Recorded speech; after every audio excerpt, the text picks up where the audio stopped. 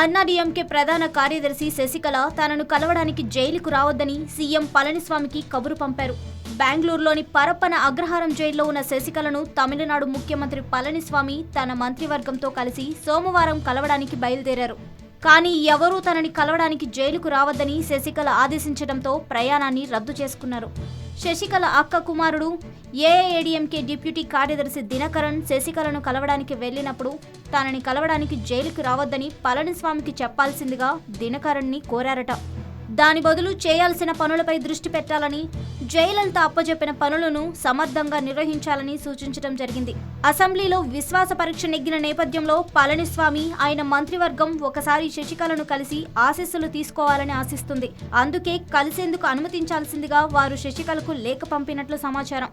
దీంతో త్వరలోనే తమకు అనుమతి లభించవచ్చని వారు భావిస్తున్నారు. మరోపక్క ఏడీఎంకే సీనియర్ నేతలు, మాజీ మంత్రులు వలర్మతి, గోకుల ఇందిర, సరస్వతిలు మంగళవారం శశికళను కలవడానికి బెంగళూరు జైలుకు వెళ్లారు.